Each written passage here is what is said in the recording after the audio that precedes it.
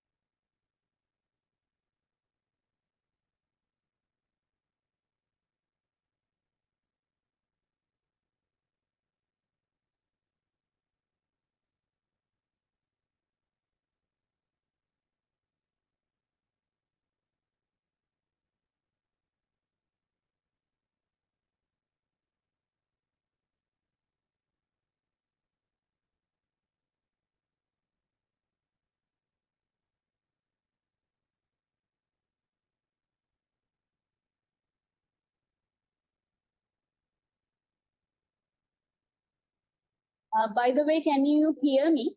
Can you hear me at the back? Think.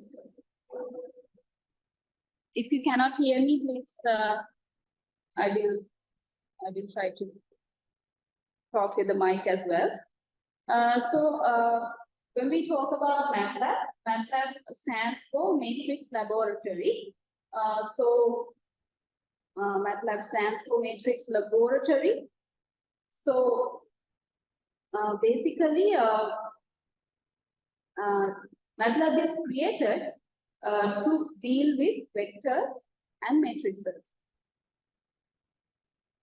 Right? So when we talk about vectors and matrices, when we compare this matrix Matlab with other languages are basically like Python. They are basically working with numbers, and they are like designed to work with ease using some libraries, right? So when we talk about Matlab is working with vectors and matrices.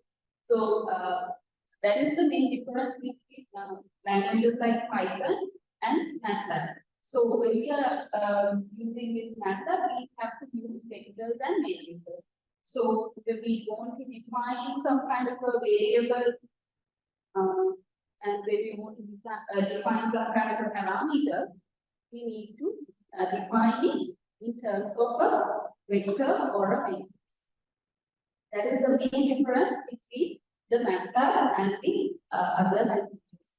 So that's what I wanted to tell you before going into the interface. Apart from that, I also want to mention that Matlab is used in many applications. So when we take like application areas, we can take communication systems, signal processing, communication system, signal processing. Then we can do like dynamic control system modeling, right? So dynamic control systems are basically focused on automation, robotics, and those areas. So, where we define features in the input, output, and the transfer functions of the system.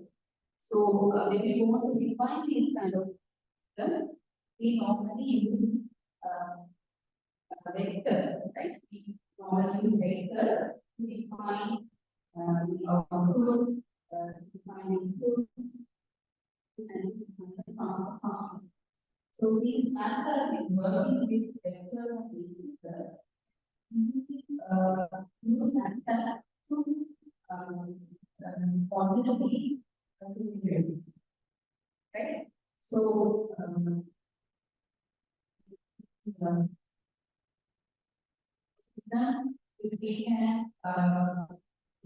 model as vectors and entities. We can use Matlab to model the system and to solve the question.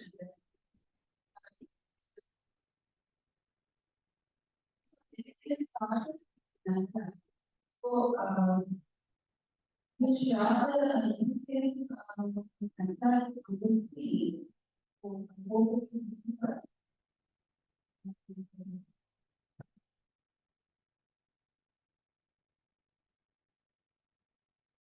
When we say the Matlab interface, we are having basically three sections. Right? And you can see that. So we have physical space, the command window space, basically overlapping the larger space in the interface.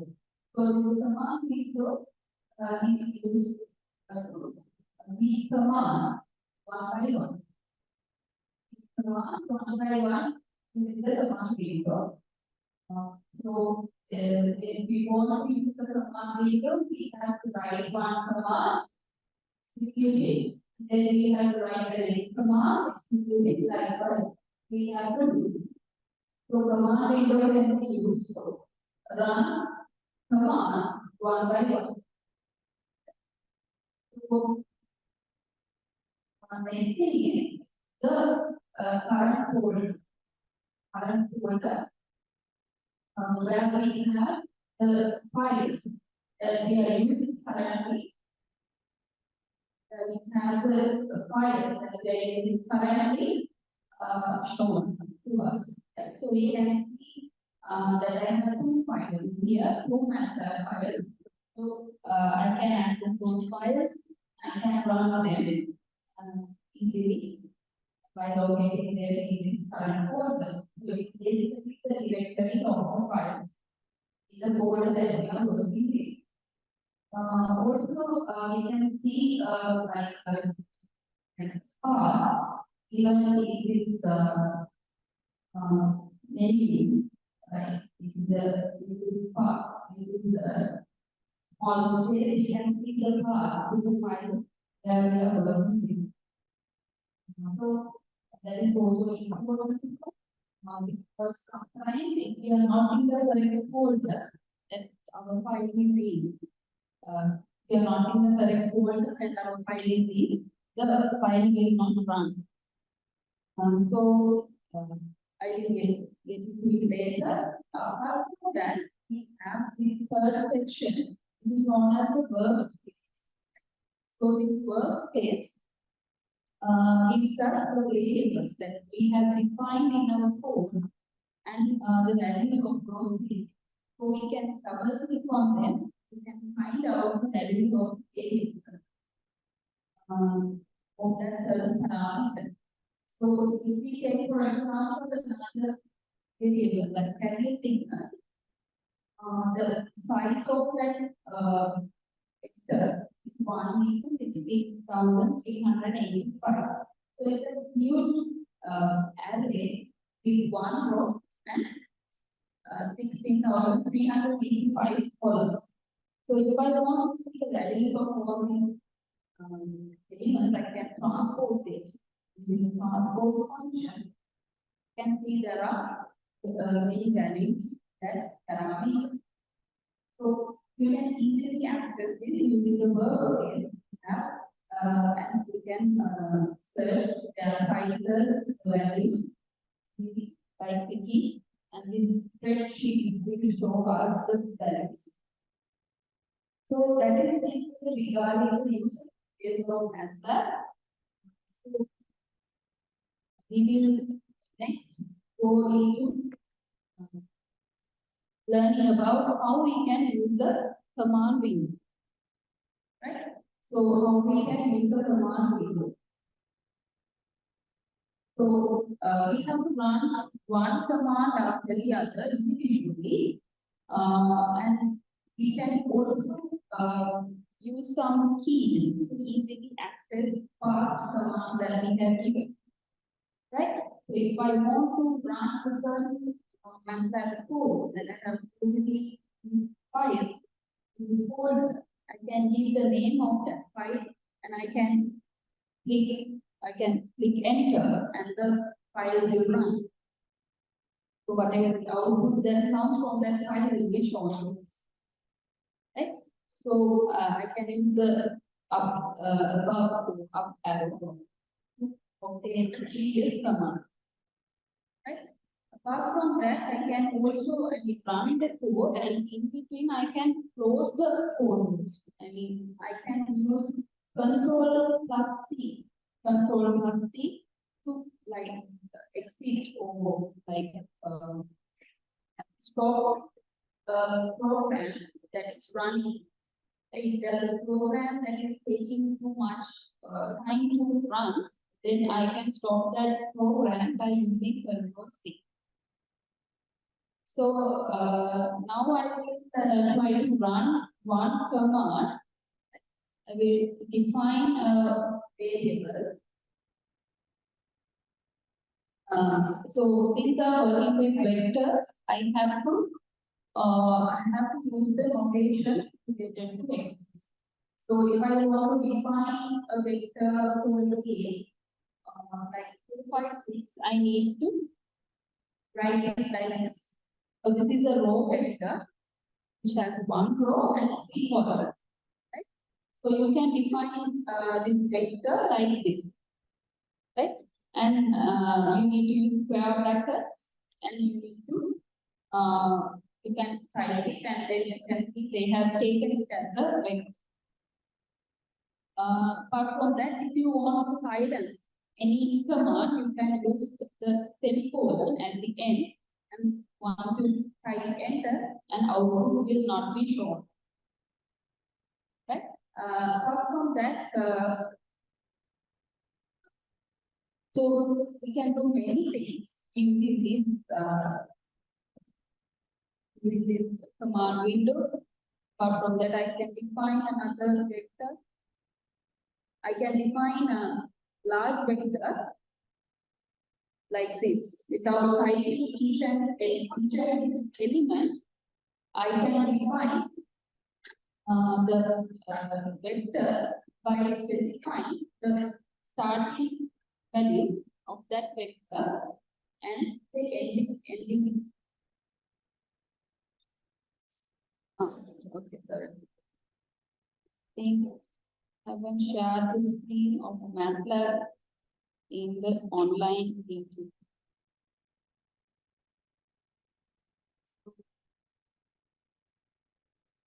Is it okay now? Yes, sir.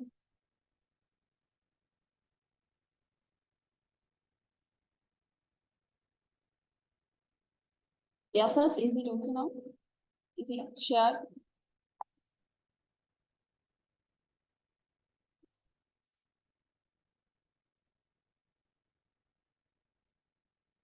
I think it is okay.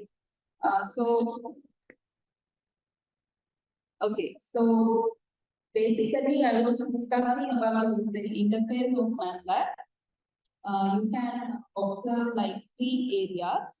So we have the current folder where we can see the files that we have in our current folder. I have two Matlab files currently, and I can click on them and I can run them. If I click on them, I will be able to see the code of that file. If I want to run them in the command window, I can bring the name of that file and I can run that file in the command window. So after the file is run, the output is shown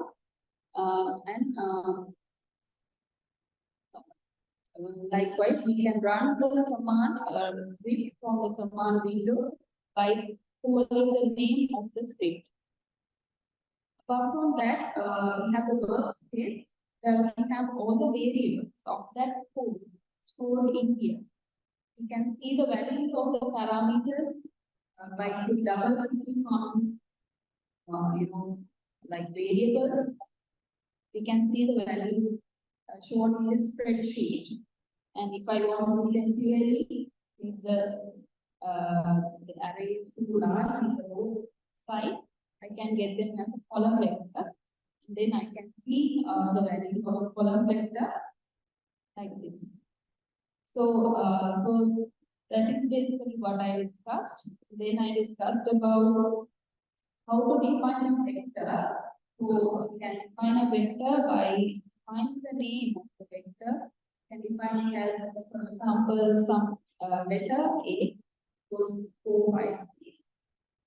And then if I want to get a larger vector or a much lengthier vector, I can get a vector of, for example, vector that goes up to 100. But in here, I have defined that the spacing between the values should be 2, number 2. So that means like it will start from 1, it will keep a spacing of 2 and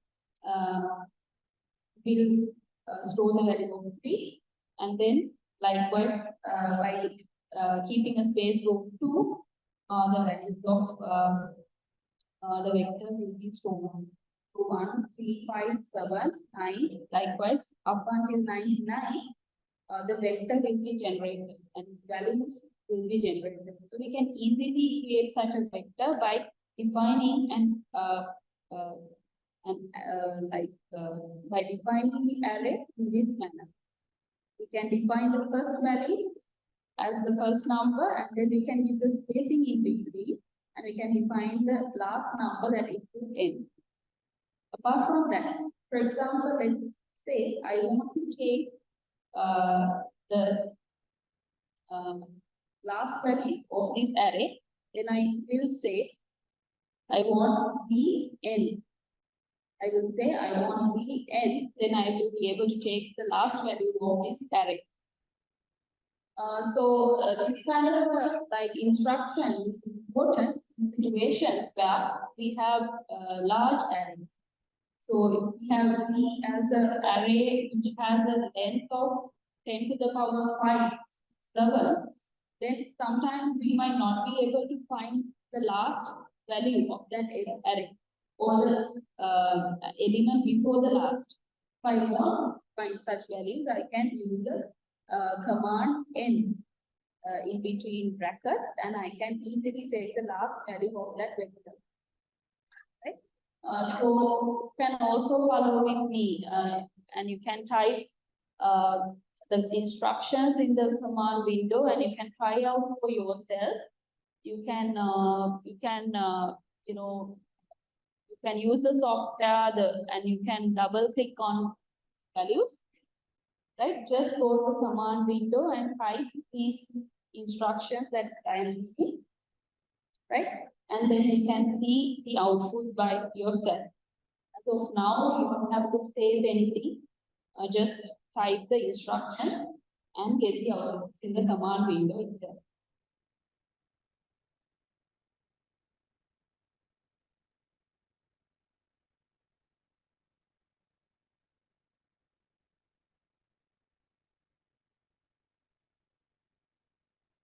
Okay, so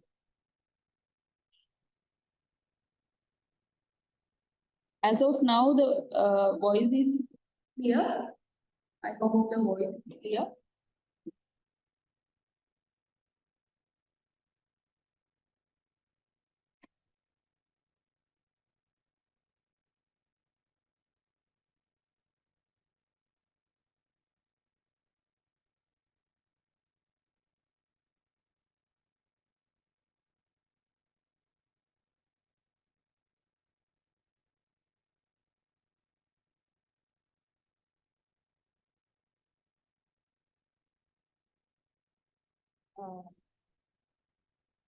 Okay, so if you want the instructions that I have given earlier, I will again type them out.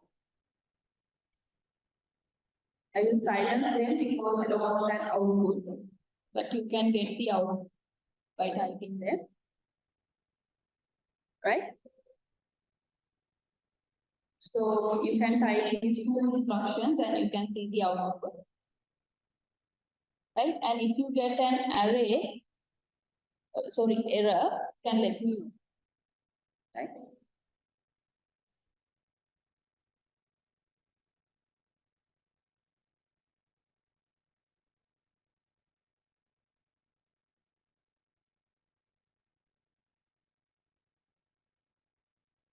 So you want the value of the array.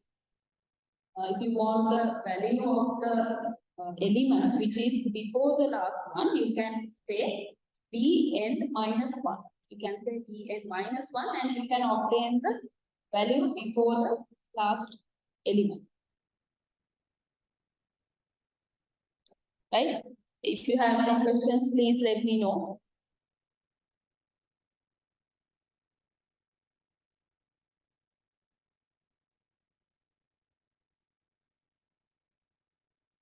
So, for those who joined as of now, we have started discussing about the Matlab software. So, we discussed about the Matlab interface. So, we have different sections in the Matlab interface. We have the section where we have the files or the directory of all the files in the current folder. We have the second section, which is known as the workspace, which contains all the variables that we have defined so far and the values of those variables, their sizes and their values. Then thirdly, we have the command window. The command window, we can run instructions or commands one by one, and we can see the outputs in the command window itself. Right? You don't have to save any file, you just run the commands and then you can see the output. Right? So I hope you have followed up to this point. Right? If you have any questions or if you want me to stop and slow down, you can let me know. Right? You have finished, right? Up to this point, you have finished. Okay, so I will go ahead. So if you want to find the transpose of a matrix or a vector, you can type a single quotation mark, and you will get the transpose of the vector or the matrix, right? Then you can create, right? You can create special matrices that you want by specifying the commands that we have in Matlab. So if I want for example, this special matrix of identity matrix, I can create it by saying C. I will take it as C, for example. C equals I. I can give as 5. That means by using this instruction, what I want to do is I want to create an identity matrix of dimension 5 into 5. Right? So in mathematics, we learn about this identity matrix. Right? So if I want to create it, I will say I5. Then give a matrix where we have ones in the diagonal and zeros in all the other elements. Right? And if I want a matrix which has all ones, and so if I want it as a square, then I can define it as let's say B equals ones, and I can say 6, for example. It will give a 6 by 6 matrix of all ones. Right? Right. So you can also do the same. You can do these instructions. No command window as of now. You can follow and you can do the same. You can type and you can do it in the command window. Right? Then we can get null matrix or zeros matrix using E. Let's say E using the command zeros. Let's say 3. Right? So if I want a 3 by 3 matrix with zeros, I can create using this zeros instruction. Zeros command. Right? You can give zeros inside the brackets 3. Right? So I hope you follow up to this. Right? If you have any questions, you can ask. If you have any questions, please ask. So, like for those who don't know Matlab, I hope clear. Right? Then I will go into creating random matrix. A random matrix, right? So this is a kind of important or like useful command for us when we want to create a vector or a matrix with random numbers, right? So I will write this command x equal rand, R-A-N-D, and then I will create a vector of 5 rows and 1 column. Right? 5 rows and 1 column. Right? The first element gives the number of rows. Second element gives the number of columns. So I will get a vector like this. So this vector is a column vector, right? And it has 5 rows. So the values of these elements are given by the system using a uniform distribution, right? So Matlab creates these random values by taking these random values which follow a uniform distribution, and that are between 0 and 1. Right? So in order to so if you run this command, you will get values which are between 0 and 1. Right? So if you want the values to be within a certain another range, you need to convert this into that range that you want. Right?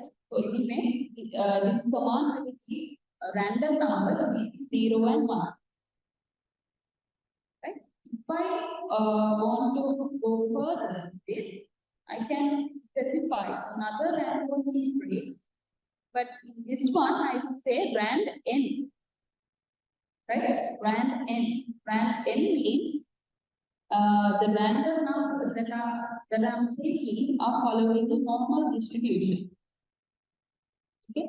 So the random numbers that I'm taking are following the normal distribution. So if I'm creating the same vector or same vector size as a 5, 1, I will get a set of numbers that follow a normal distribution. Right, so here we have minus numbers and we have two positive numbers. So these values are following a normal distribution. We can get those numbers by using the instruction brand and n. So we can create matrices also instructions. So we can create any matrix of any size. So if I want to create a matrix of 3 rows and 4 columns, I have to say 3, 4. Brand n 3, 4, and then I will specify a certain like matrix A. So A equals brand n 3, 4, and a random matrix of 3, 4, that is 3 rows and 4 columns. Okay, so you can try these commands and see whether you get the results in a kind of similar way. So you can try them out as well, and you can see.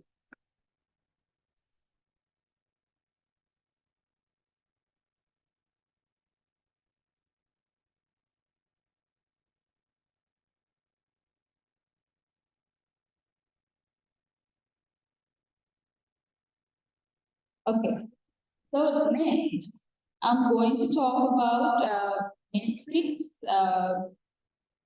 multiplications. So before going to that, I think I will explain to you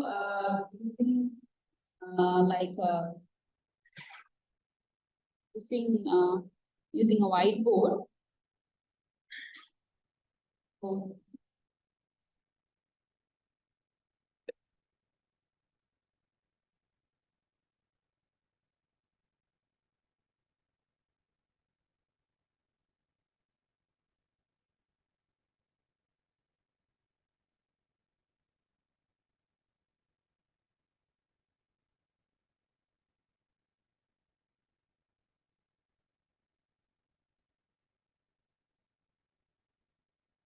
my whiteboard is not working.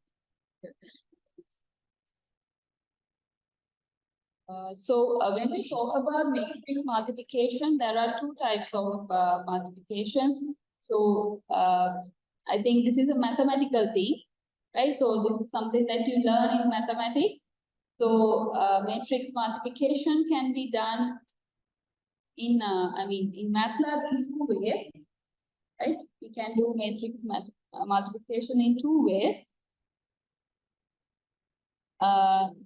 right?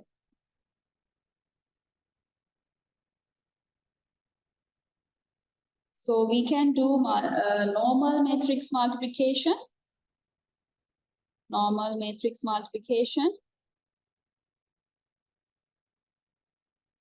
right? Where we multiply 2 matrices,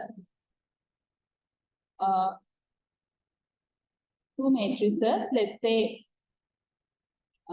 we are going to multiply 2 matrices or vectors, let's say, that are suitable to the multiplication. So if we have this vector, 1 by 3 vector, we can multiply it with another vector, 4, 5, 6, 3 into 4, 3 into 1, let's say, right? 3 into 1, let's say. So if I do the multiplication here, right? If I do the multiplication in here, what is the output that I will get? Like what is the dimension of the output that I get? What is the size of the output that I will get? Is it 1 by 3, 3 by 1, or 1 by 1? It's going to be 1 by 1, right? So I can get an output which is 1 by 1. So if I do the multiplication in this manner, I have to make sure that these dimensions match. Otherwise, I can't do the multiplications, right? I have to make sure the dimensions match. Otherwise, I can't do the multiplication. So in Matlab also, you will get an error if you do not multiply two matrices that whose dimensions do not match, right? So therefore, you need to make sure the multiplication that you are doing is dimensionally compatible. And then you have another type of multiplication called element-wise multiplication. Element-wise multiplication. Element-wise multiplication. Right?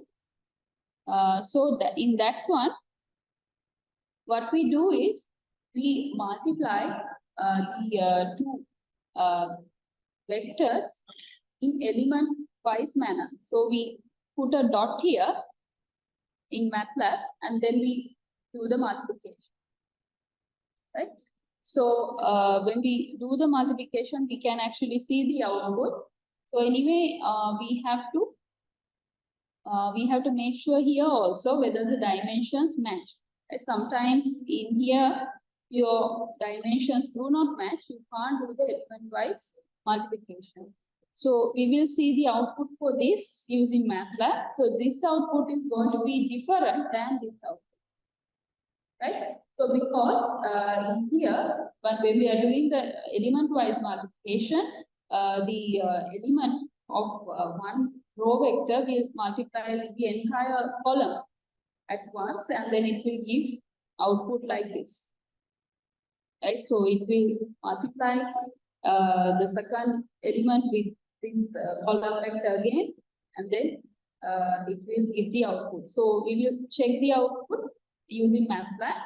So it will give a star matrix at the end. Let's check it out.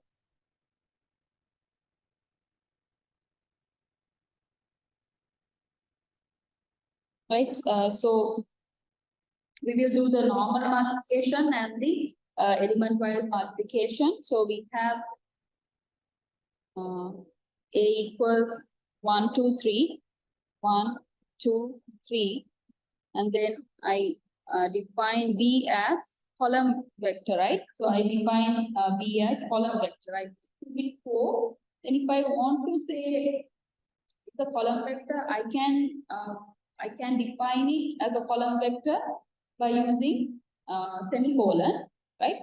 So 4, 5, 6. This would be the column vector. I will enter it for you to see. So this is the column vector. If I want to do the multiplications between these two, I have to say A star B. So this will give the normal multiplication between these two vectors. If I want to do element-wise, I have to specify by using the dot, right? Using the dot, and I will say like this, and I told you it will give a 3 by 3 matrix, right?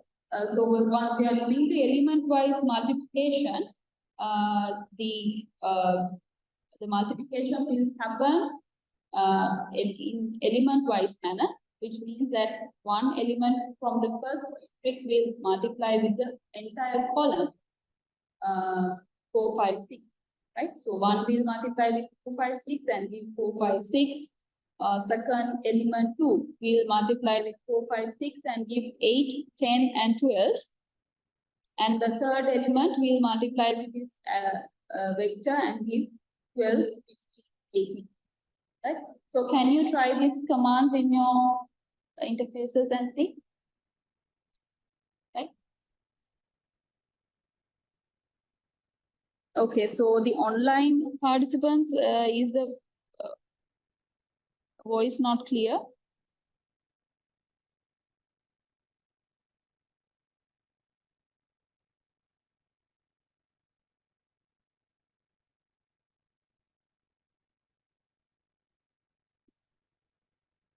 The online participants, is the voice not clear? Okay. So I think I'm using a mic when I'm talking to these students. However, I think without using the mic, it's difficult to communicate as well. Since this is like a live in-person session, However, I hope I will try to reduce the echo between the two equipments. If you have any questions, please let me know. Are you getting an error?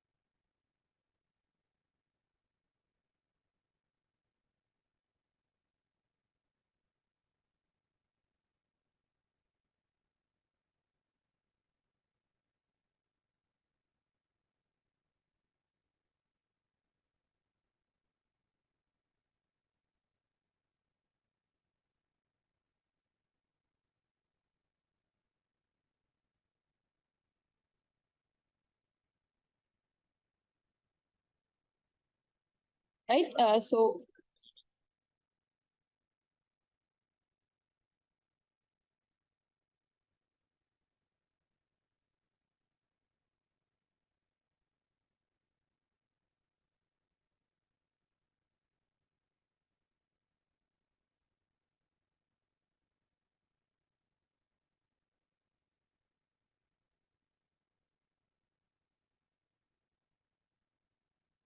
um,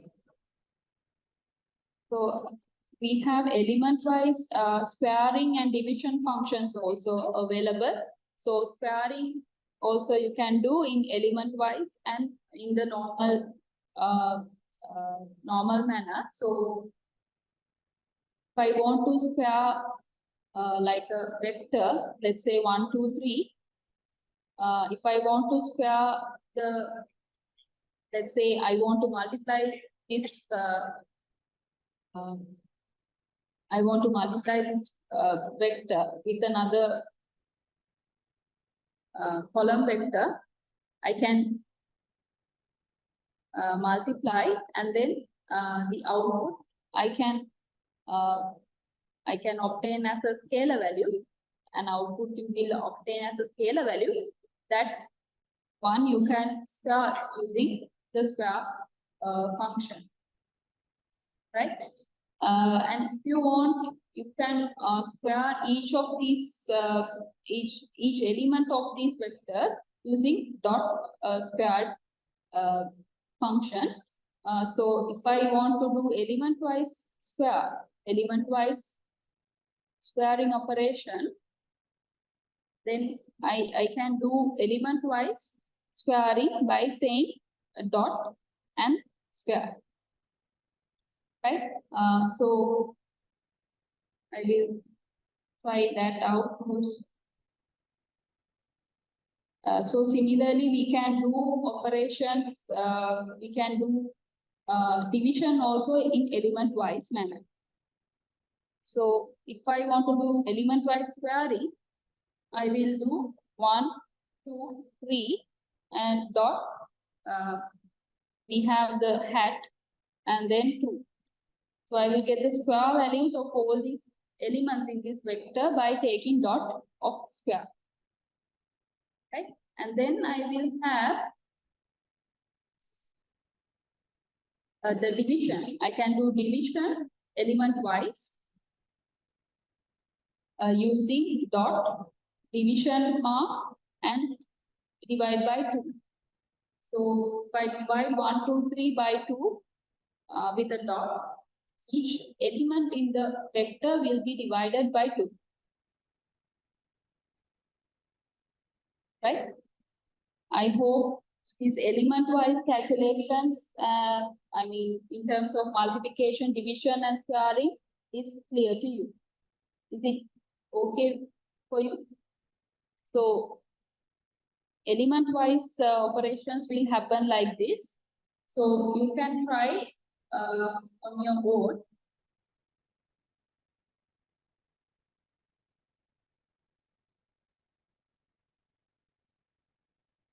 If you have any questions, please ask.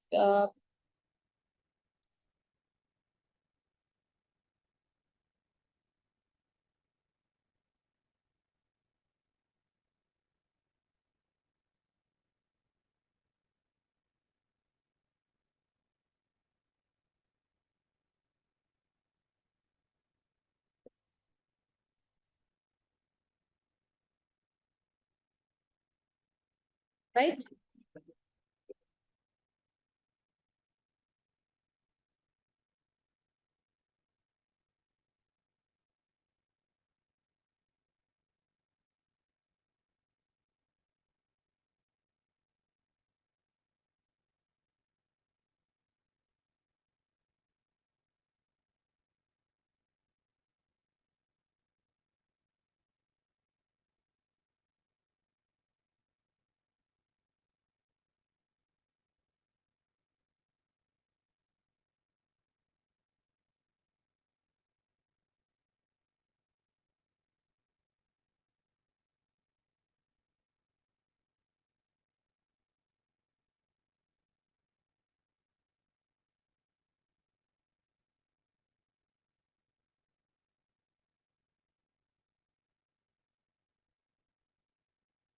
So, I hope you have completed so far.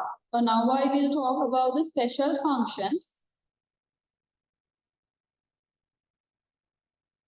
Right?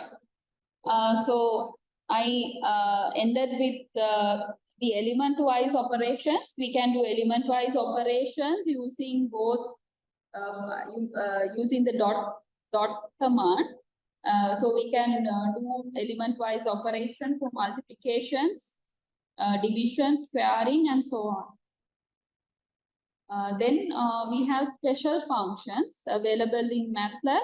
So special functions means like functions such as exponential function.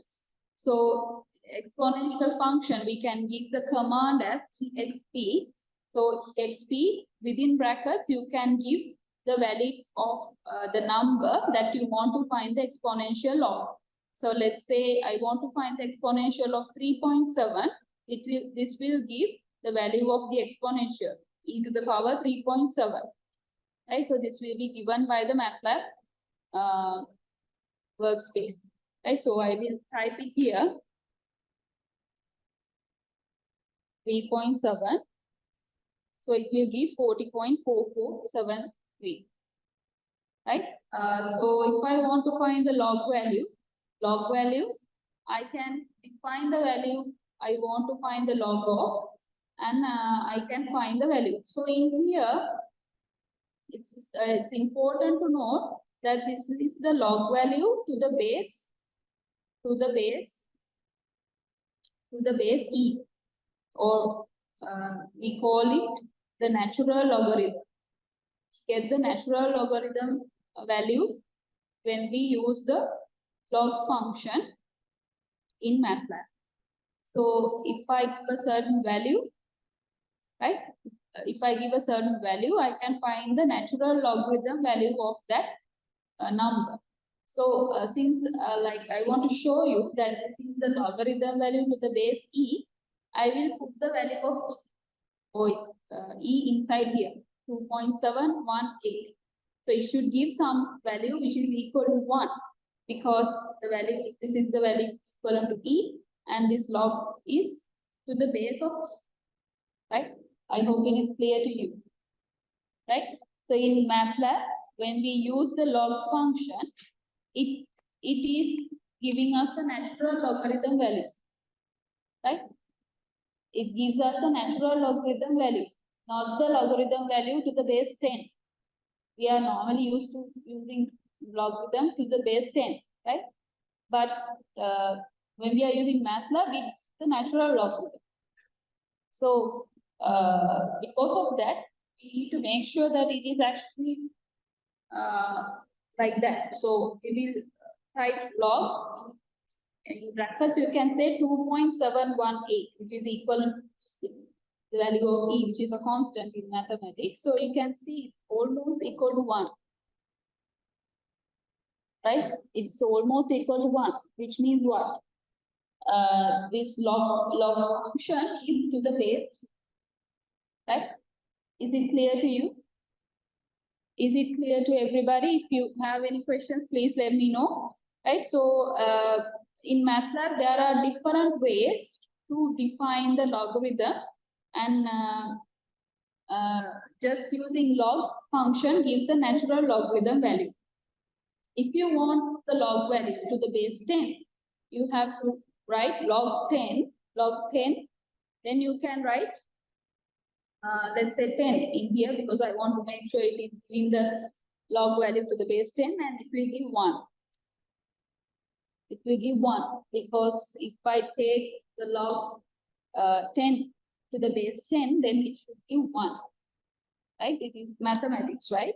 Mathematics, right? So if I write here log 10 to the base 10, it should be 1, right? Log 2 to the base 2 should be 1, right? And then if I take log e of e, then it should be 1. This is what I have obtained using this command. So if I want log 10 in Matlab, I need to give the command log 10, and then I need to put the value in the brackets. In Matlab, for log 2, it should be log 2, and between brackets, it should be the value should be given, the number that find should be given. If I want log to the power to the base of e, then I have to just give just log, and I have to give the number, right? So you can test these commands out in your own command windows and check the output.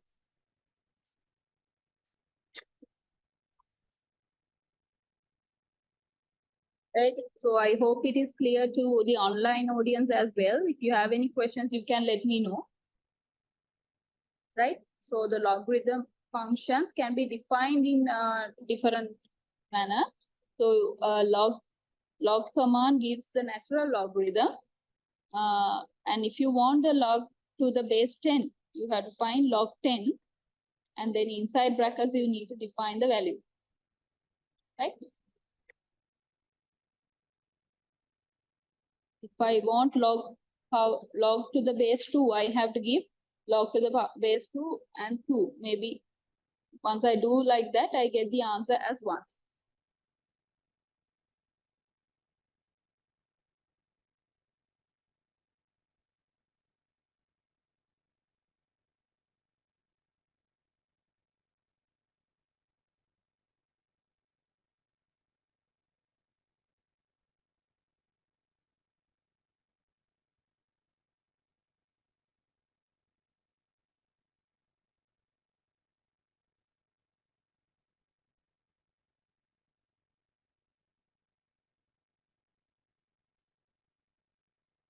Next, we have ordering functions.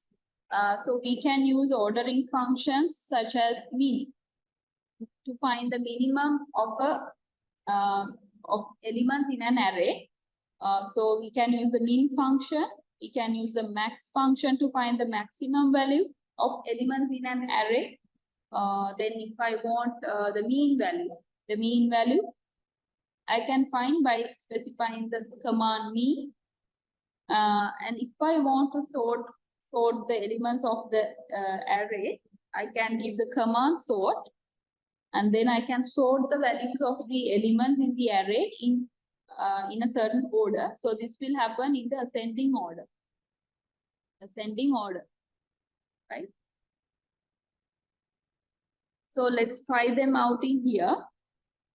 Right? First of all, I will define a vector A 4237. Right? 4237. I will put a comma here to identify the separate elements. So I will define A as 4, 2, 3, and 7. Right? I will put square brackets. Right? So I will define this vector.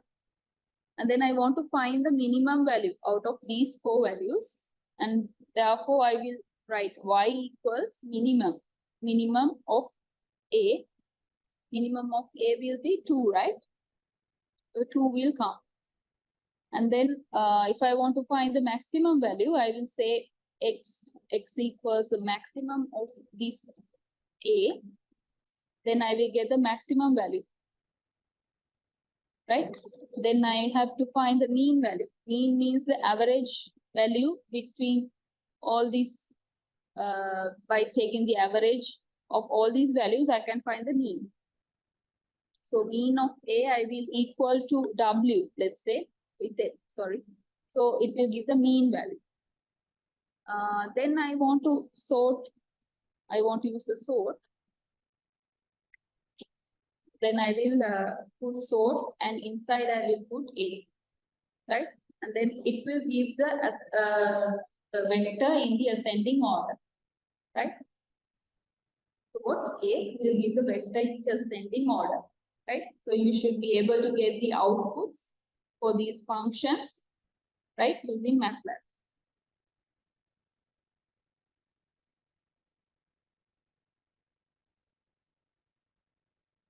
Right? So I hope those commands are clear to you. Right? So we can use minimum, max, mean, sort functions to order the values in a vector and a matrix. So you can use those functions to find the necessary value. So up to now, I have mentioned different functions, different methods you can use in Matlab. So how can you get more information regarding these things? How can you get more information regarding these things? So you need to use help, right?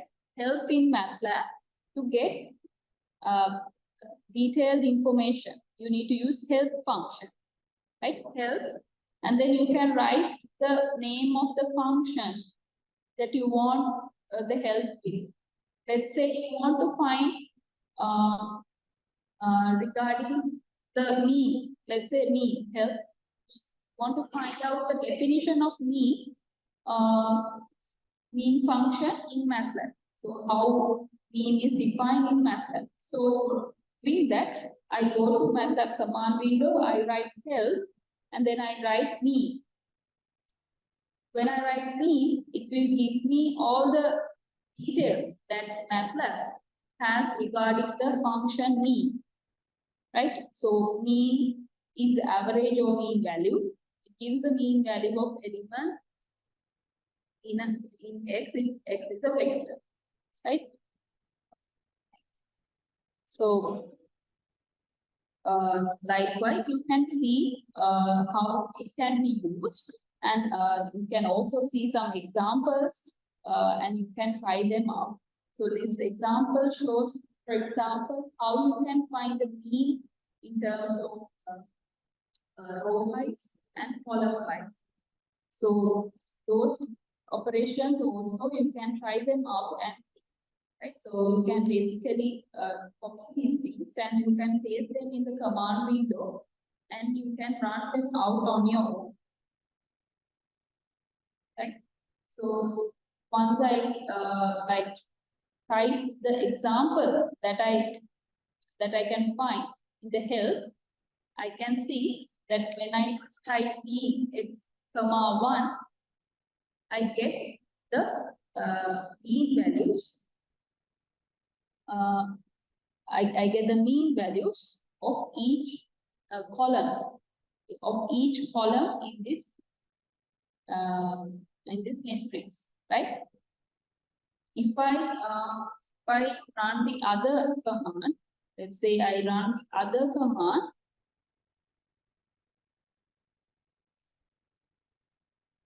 I get the mean value of each row, mean value of each row, right? So I can also see it by myself.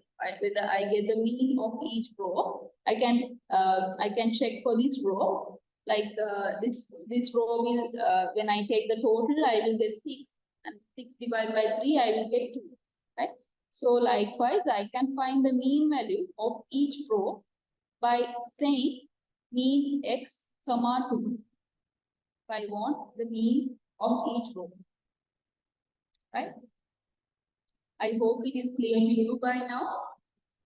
And you can use the help function to get more information regarding the functions that are available in Matlab and go into details regarding the different functions and different variables.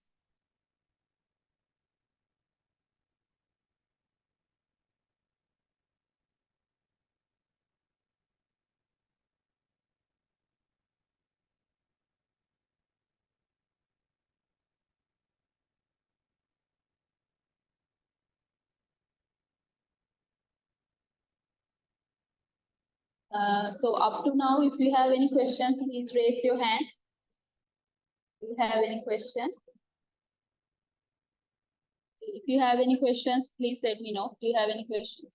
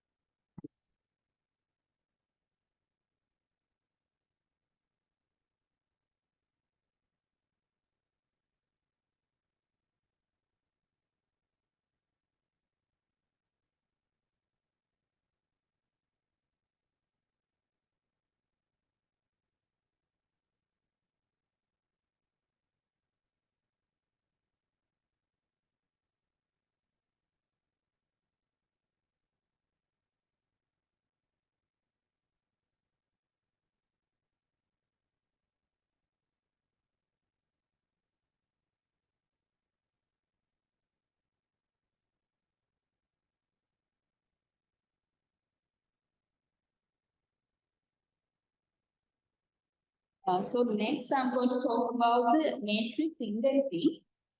So this is very important topic.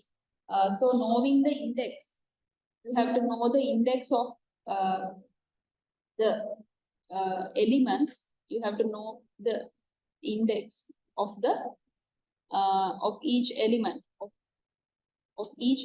in the matrix. Right? You have to know the index of each element in the matrix. Right? So in Matlab, right? In Matlab, if you take, for example, a vector which I take as 1, 4, 3, 10, 7, 3, right? If I want to if I want to take out a certain element from this matrix, I need to know the index of the elements. right? If I want to obtain an element from this matrix, I want to know the where it is located, right? So in MATLAB, the indexing starts from 1, right? So indexing starts from 1, right? In MATLAB, indexing starts from 1, right? So if I talk about Python, in Python, indexing starts from 0, right? So in MATLAB, however, it starts with 1. So in Python, it is starting from 0. So you should not get confused with that. So if you say, if you index, so MATLAB, if you try to find the 0th element, you will get an error. You will get an error because there's no 0 element in MATLAB. There's an element starting from 1. Right? So this first element is known as 1, 1. Right? And so, I mean, it is mathematically also considered 1, 1. The elements are ordered starting from 1. So this is the first index, second index, third index. Likewise, it goes. I will show you how we can index it using the commands in MATLAB. Okay.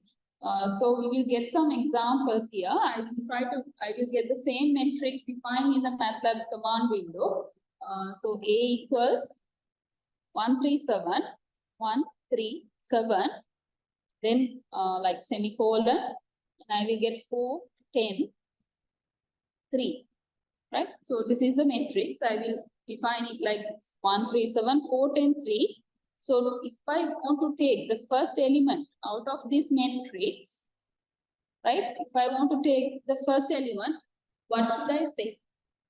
How can I take the first element? What should come between these brackets? Yeah, 1, 1, right? 1, 1.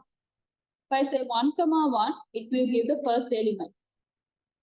If I want the first row, the entire row, what should I say? Sorry? 1 row. You mean first row. If I want the first row, if I say just 1, I won't get the useful information. If I just say 1, I won't get the useful information. I don't get the entire row. In order to get the entire row, I need to say 1, double dot.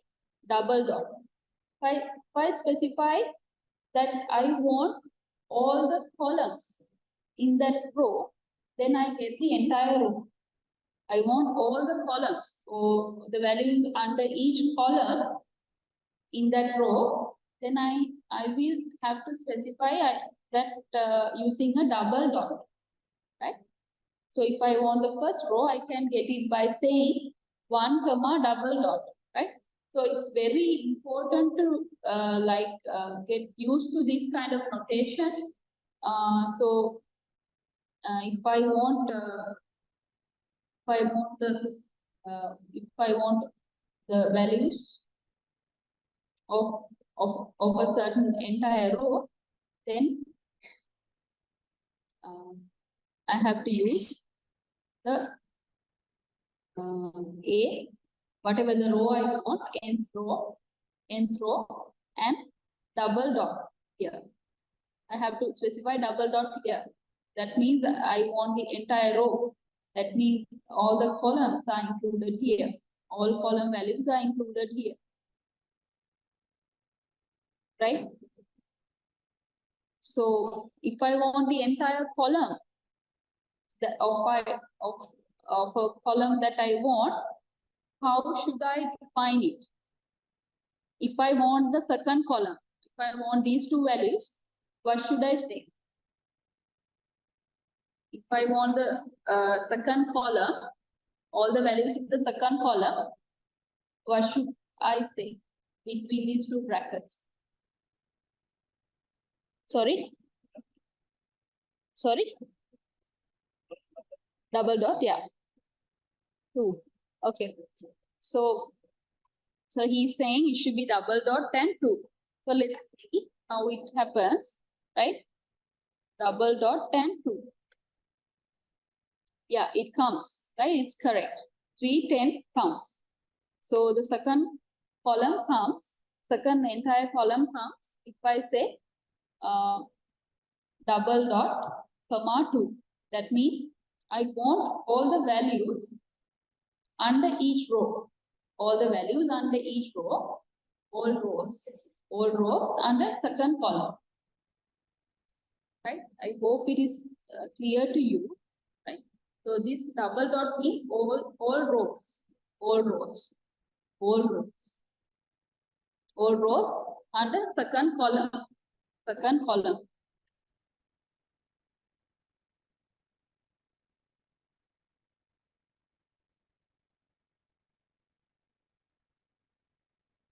And the second column, right? So I hope it is clear to you. If you have any questions, please let me know.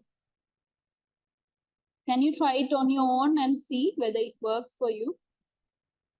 Try to take like another row or another column out of this matrix.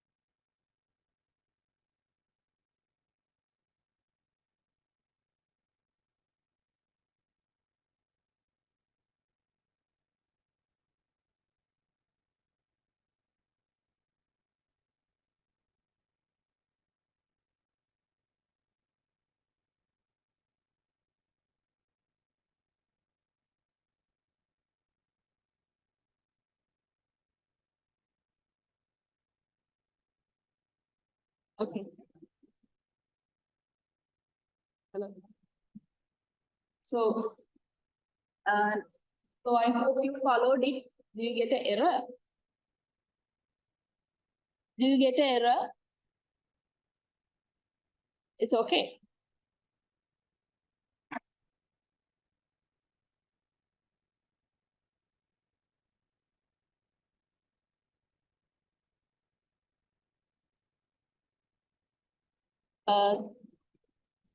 I will proceed.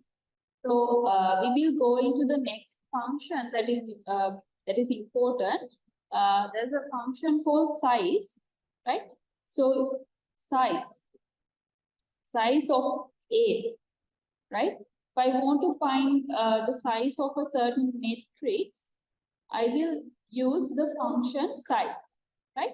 So this size will give two values, right? So this matrix that we define has like 2 rows and 3 columns, right? The size function will give 2 outputs. It will give 2 first and it will give 3 secondly. So that means like the output will show the number of rows first, number of rows, and it will show the number of columns. Right? It will show the number of columns, right? So if I want to like get them separately, I can also do that. I will show you in the command window. I can say rows, and then I can say columns. Sorry, let's say R and C. R and C equals size. Let's see whether this works. Right? So actually I should give it as a vector. That is why this error is coming. Right? So if I say like this, rows, columns, if I say like this, I will get the values of rows and columns like this. There are 2 rows and 3 columns in A. Right? So if I do not specify the output separately as rows and columns, if I only say size of A, it will give output like this, 2 and 3. We give 2 and 3 only, and I need to think, okay, there are 2 rows, there are 3 columns. Right? If I don't specify what these outputs are, I will not know. I mean, if I don't specify, I might get confused. However, like if you can like separately define as rows and columns, as I did here, you can directly get rows are equal to 2 and columns are equal to 3. Right? Is it clear? Did you get the output? R and C, okay. So there are 2 rows and 3 columns, right? So if you use the function size, you get 2 outputs. That's what you need to remember. You will always get 2 outputs. You need to differentiate what is the output of the rows, what is the output of the number of columns. Then I will go into the next section. I hope you have followed so far. If you have any questions, please let me know.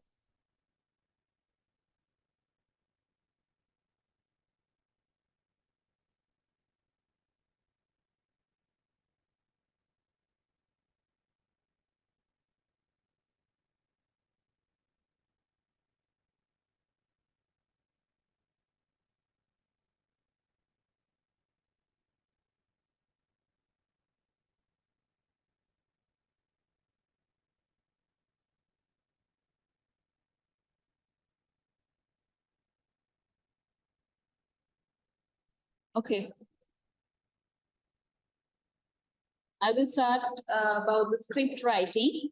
The script writing, right? So we can write a script in Matlab to store several commands in one place, right? We can write a script,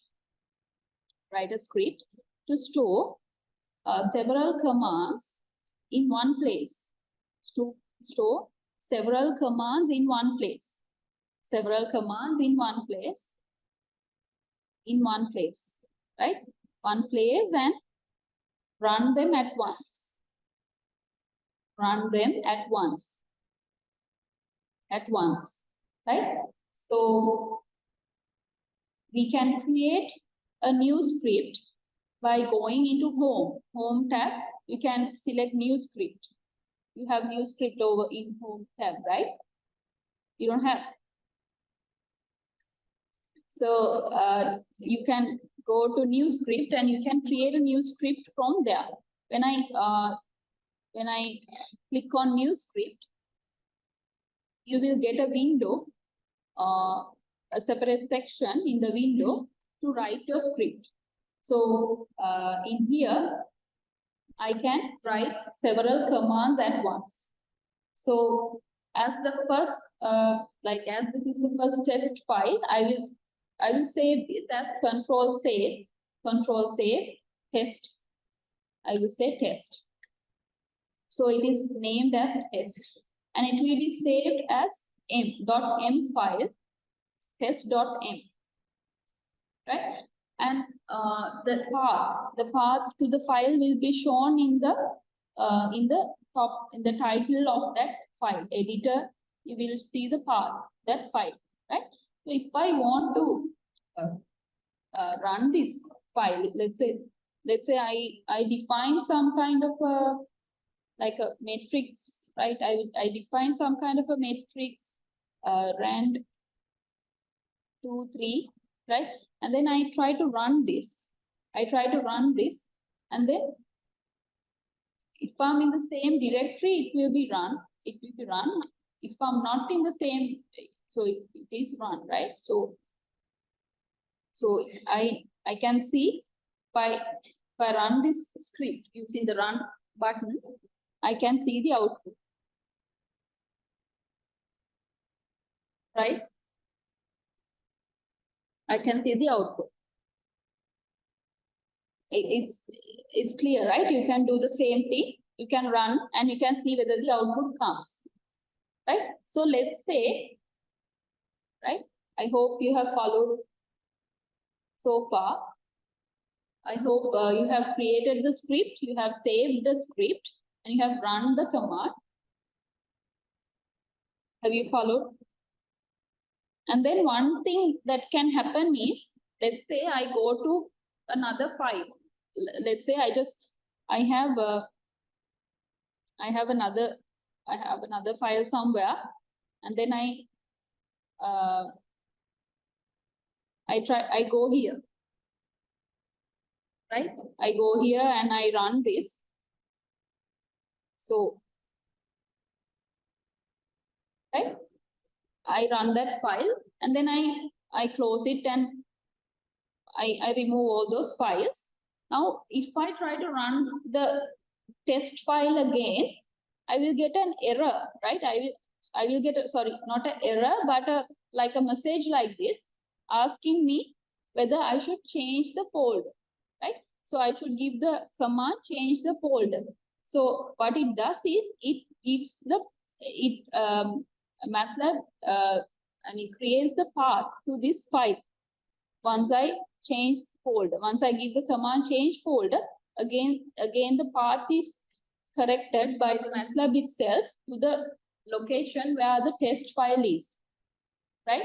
So once I get that dialog, I need to select change folder, and then I can see that the path is correctly formed again by Matlab, so that I can run this file in the command window.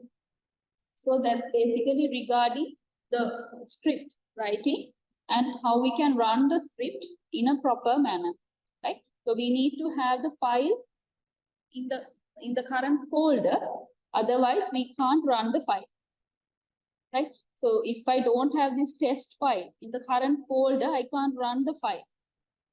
In order to get my test file into the current folder, I need to select the change folder instruction that I got earlier, right? So that's basically regarding script writing in general. And then I will show you a script that I have written, right? So this is a script that I have written, right? So in generally, you need to follow some practices when you're writing a script, right? Initially you can write a small description like this. You can write a small description regarding the code that you are writing, right? So in order to write the comments like this, you need to use percentage mark and curly bracket. Percentage mark and curly bracket, right? And then you have to write the comments regarding your code. And then you can close the comments by using percentage mark and again closing bracket,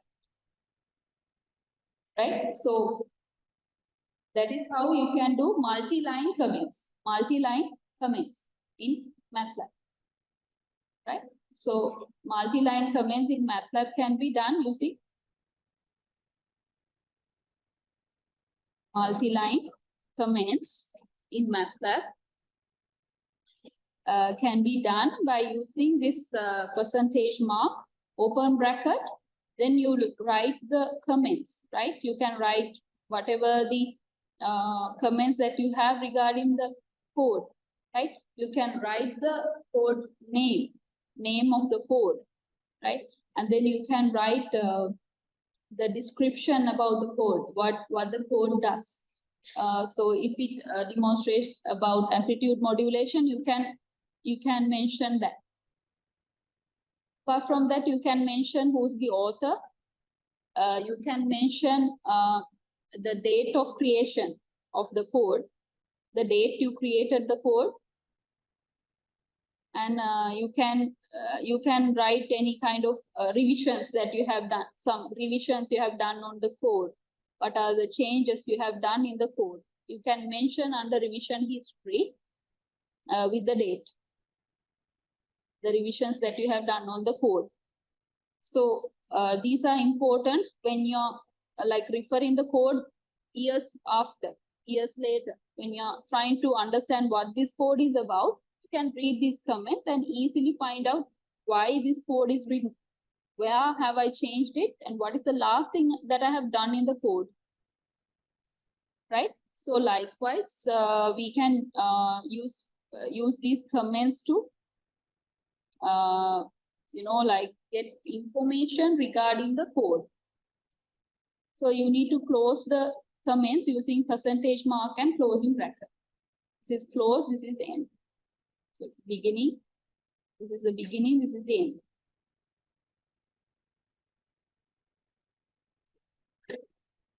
Then I will go into the next sections of the script. Okay, I will go into the next sections of the script, right? So after the comments, I have written CLC, right? So CLC stands for what? So CLC stands for clearing the command window. CLC clears the command window. So if you write CLC, it will clear whatever that is written in the command window, right? We know about the command window, right? Whatever that is written in the command window will be deleted and removed. Command window will be cleared, right? Cleared, right? And clear all. Clear all means what? It will like clear all the memory, right? Clear all memory of past variables. So if we if we define some variables in the past, then the values of those variables will be cleared once I say clear all. And then I say close all. Close all means like I will close all the plots, figures, whatever the plots that I have tried to generate from this plot will be closed. I mean, whatever the figures I have generated from this code will be closed. So close all will give close all plots. Right? So these three commands I will give first to do all that. To close all the plots, clear all the memory, clear the command window instructions. Right? Another more important thing I will tell now is that if I want to stop the code running at a certain point, I can put a breakpoint in here. I can put a breakpoint in here and I can run. Right? So it will run and stop here. Right? So, So these three commands have been implemented or executed. Sorry, IFS is already there. So it should be cleared, right? Maybe now it's clear, right? Now it's clear, right? I did clear it, but now see, if I stop debugging and run again, I can see my command window has been cleared. And all the plots and all the memory has been cleared. See, no memory in here, in the workspace. In the workspace, there's no memory once I run that, right? So, right, I will first demonstrate this. I will give the code to you. I will give the code to you. You can run in the device, right? So after that, another important thing that you can do in your code is that you can write double percentage marks and give the title. You can separate sections of your code by using double percentage marks. If I want to say initialization and I want to make it a topic, if I want to make it a topic, I can say double percentage marks and initialization. Right? Can you understand what I'm saying? What I'm saying is that if I don't put these 2 percentage marks, for example, I will lose that topic. There's no topic there. There's no division in the code. There's no clarity in the code such that I can see, okay, there's a topic here. Now there's no topic. If I remove the 2 percentage marks, I don't have the topic. If I want to create the topic, I have to say 2 percentage marks. I have to give 2 percentage marks, and then I can create a separate section for that topic. Can you understand? So when you're writing codes, your code looks beautiful once you have these different topics for each section of your code. And if you have like first initialization, then you can define the parameters in the initialization, right? All the input parameters, all the input data or the variables you can define in this initialization section. And then you can go into the next section where you use those variables and do some, like function. You run some code.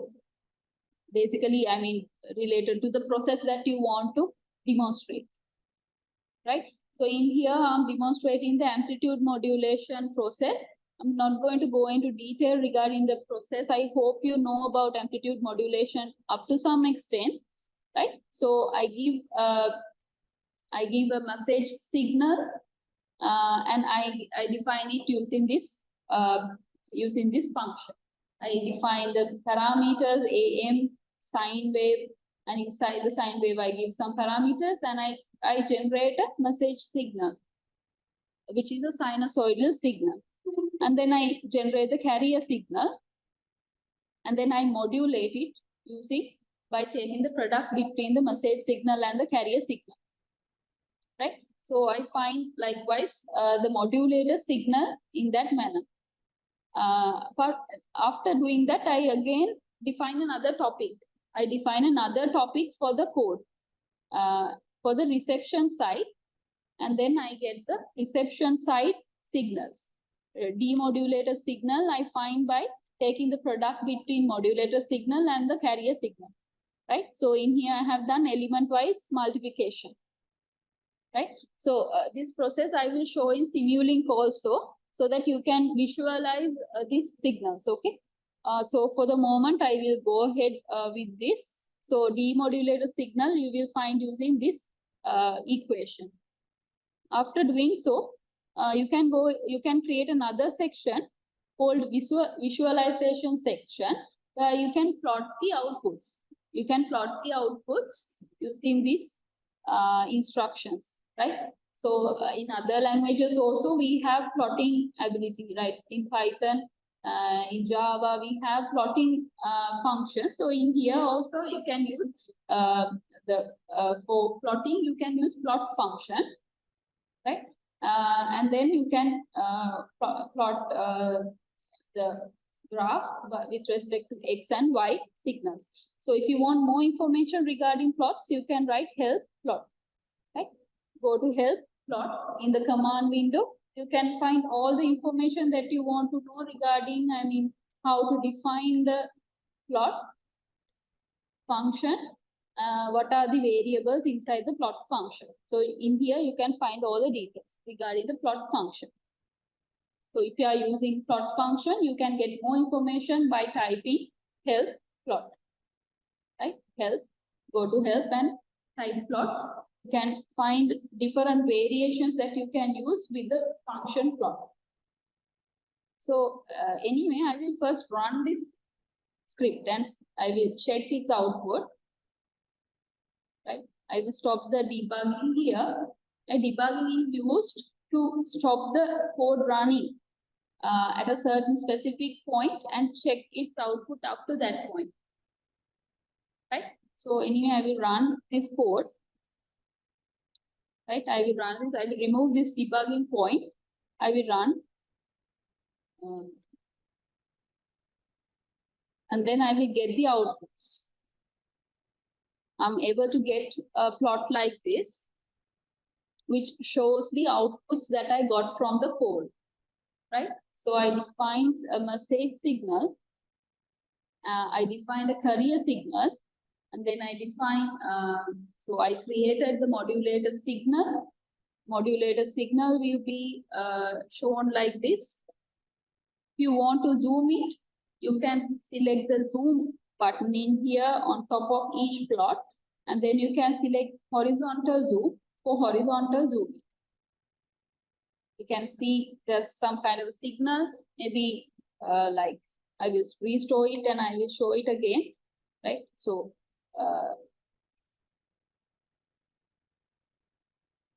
sorry. Sometimes you can't see the pattern if you zoom it too much. There's a small like pattern like this. So the modulator signal will look like this. And likewise, you can zoom out each signal and you can see what each signal looks like. I will share this code with you. You can check how the code works by looking at the code, right? So I will go back to the window again, and then I will do the same thing that I did in the script using Matlab Simulink. Right? Do you know about Matlab Simulink? So, right. So I will explain to you about Simulink as well. Right. So in order to open Simulink, you can type Simulink in the command window. Simulink in the command window, and it will open the Simulink interface.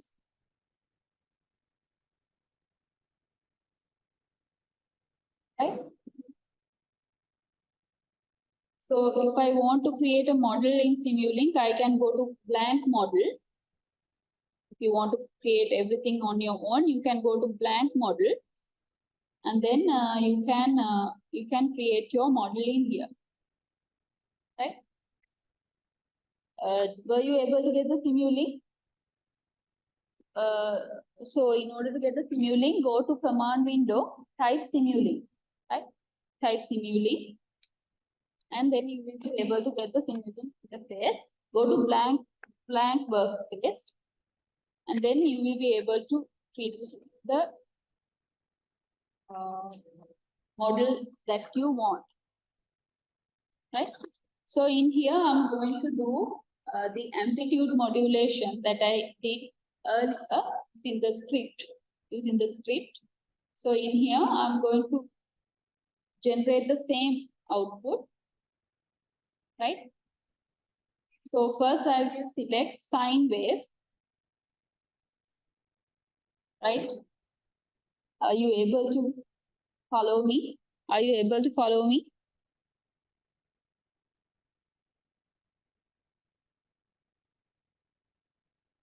Okay. Okay, so I will answer some questions in the chat meanwhile.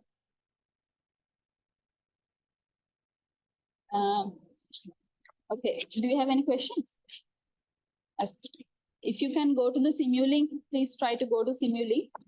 It's not working. It's working actually. It's working, right?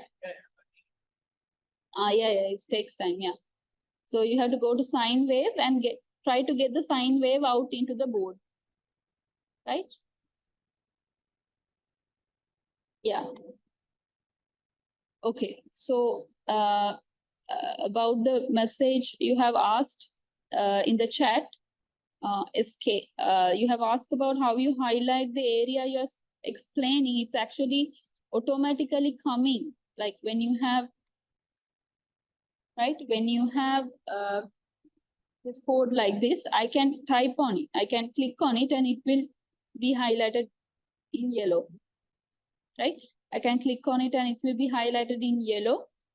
You have to make sure that you divide the code into several sections. Only then it will highlight in yellow color, right? You might not be able to get these two sections, right? So if I don't have this, let's say I remove this, then all the portions will be colored in the same color until this point. I hope it's clear to you. Right, so okay, sine waves in Simulink by typing sine wave, just type sine wave in here. You have to go to first you have to go to the library browser. So I will go back here. In here you have library browser, right? Go to library browser, type sine wave here and then type search button.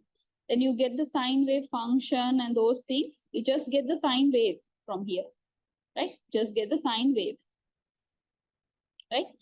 And then can you follow me? Is it okay?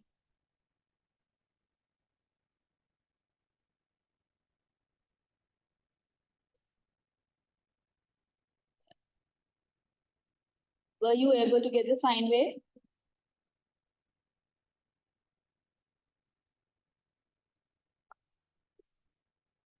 Right? So in here, I can define the amplitude, frequency, sampling time by double clicking on the block. I can say the amplitude is 1. I can say the frequency is 100. If I say 100, it is not correct because this tool is asking for frequency in radians per second. In order to convert my 100 hertz into radians, I need to multiply it with pi, right? Right?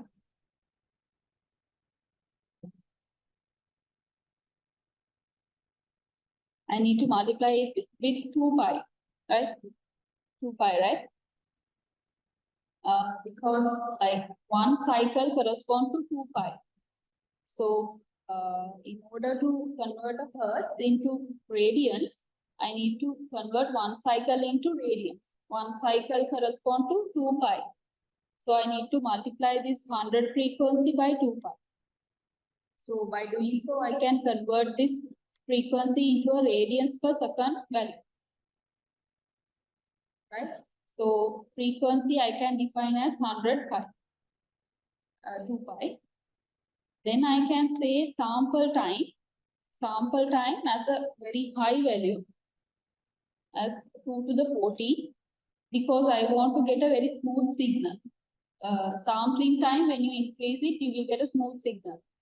If you don't have a sampling frequency, the signal will not be smooth. And then I can also like change the name of this block. I can say it is message signal. I can change the name of this block. And then I can change any characteristic of the font by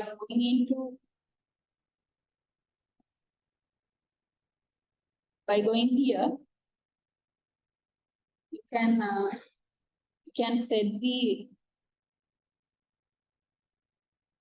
can set the font size of this message also.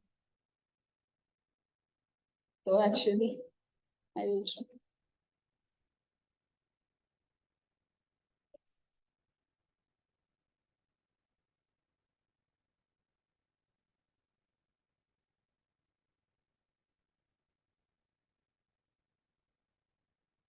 If I want, I can increase the size of the letter using format, and then I can select the whatever. Sorry.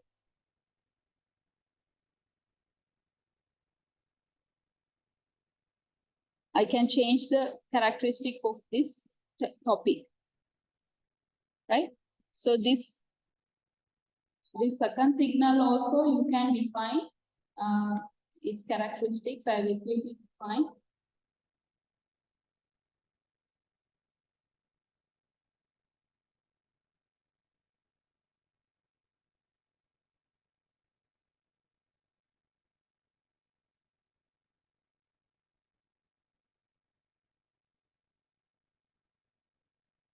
Then I want to multiply these two signals in order to obtain the modulated signal. I want to multiply these two signals. So I'm going back to the simulation library browser. I'm going to product. I'm going to take the product between these two signals. I will take the product out. Then I will try to take the product between these two signals.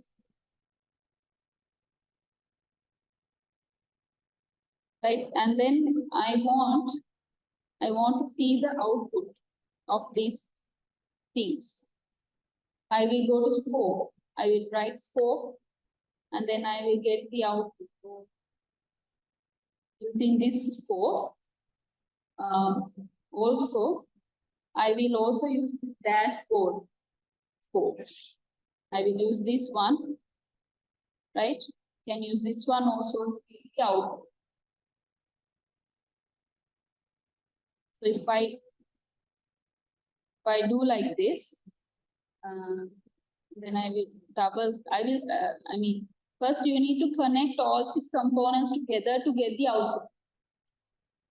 Dashboard, yeah. Sorry. Here you can see dashboard scope.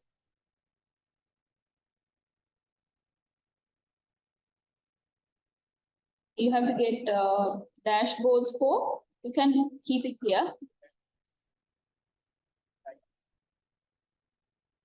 Sorry. Yeah, dashboard scope. So you can double click on the dashboard scope, and then you can select the point where you want the output. If you want this, you can select this arrow. If you select this arrow, you can see, okay, you can get some kind of a input here, and you will tick. You can select the tick here. Then you can say apply, and then you can say okay. Right? After doing all that, you need to select run. Then if there's an output, it will be shown here. There's no output. The output.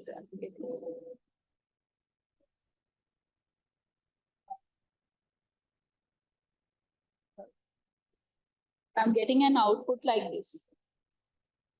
Right? So in the dashboard, I can see clearly the output because I selected this output to be shown in this dashboard. Right? So in the scope also, you can see the same thing. You have to select the scope and you will be able to see the output.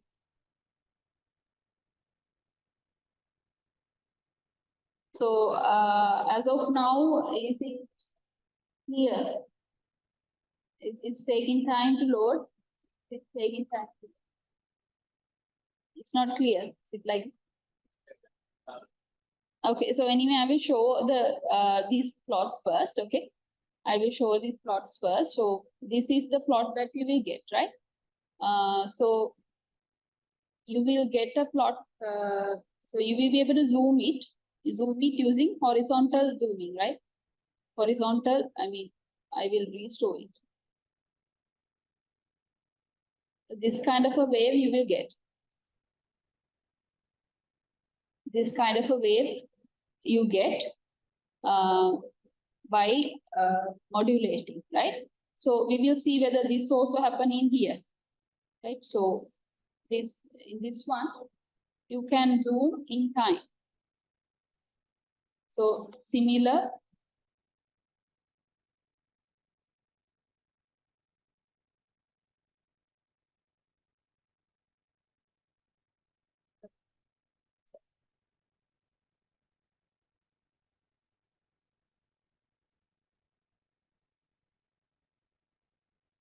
You can get the same plots using you can get the same plot using the scope and the dashboard scope.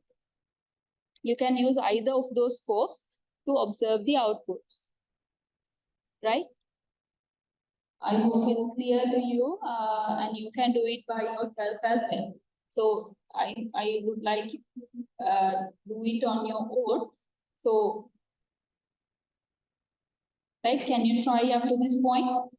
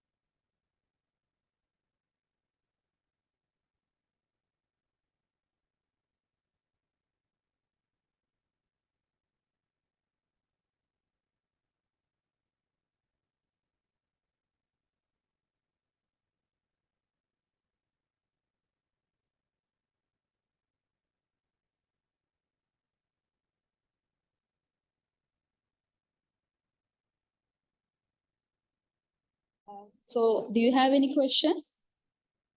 Yeah, sorry.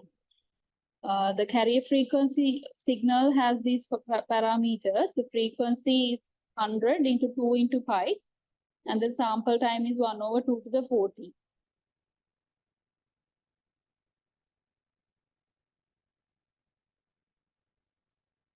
Right, I hope it's clear to you. Next, right, so as we are running out of time, I will show you my Simulink model that I have made for this system. Right? Is this okay for you, Muhammad? About the carrier frequency? Is this okay for you?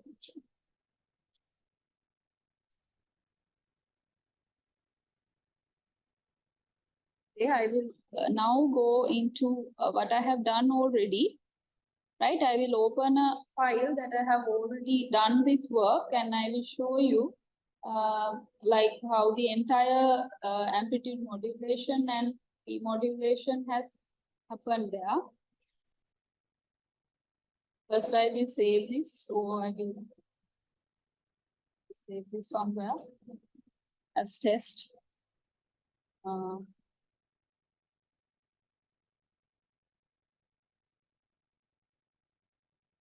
Right, I have saved it, and now I will open my recent file, Simulink AM. So this is the block diagram of amplitude modulation and amplitude modulation, demodulation of the modulator signal. So I will run this. Right. Meanwhile, I will also mention that I have additionally added another plotting here to that I indicate using this yellow plot. So that yellow plot corresponds to the spectrum analyzer. So I can observe the spectrum of the signal using the spectrum analyzer. So if I double click on that, I can see the frequency components of that signal in this stage of the signal. So if I want, I have to again get it zoomed out, right? I have to zoom out in horizontal axis.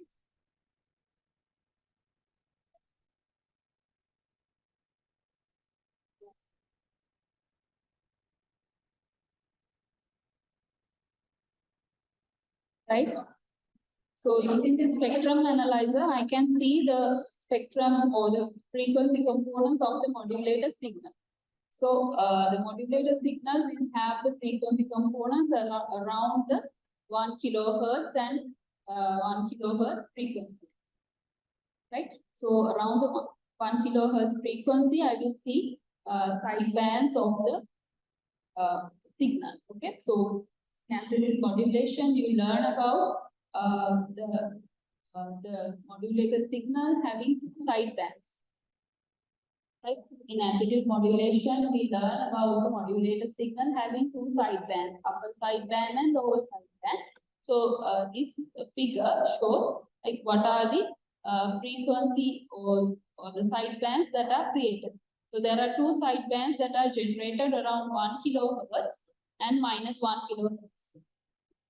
Minus 1 means a virtual frequency. It's not a actual or a frequency that is available in the world, but mathematically we define it in order to explain the generation of like side, right? So we actually learn about that later as well.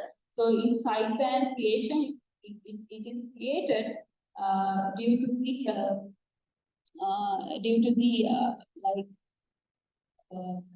is created due to the mirror effect of the modulation, right? So when you modulate a signal, it will go into a higher frequency and it will be like shown in as two sidebands around the carrier frequency. So the carrier frequency that we used was 1 kilohertz. So around the 1 kilohertz, there will be two sidebands occurring. One sideband on the upper hand side and other sideband on the lower side, lower frequency side. So since it is having a mirror effect, the same frequency distribution or the frequency components will happen in the negative side as well. So this you can observe once you observe this signal from a laboratory using a spectrum analyzer.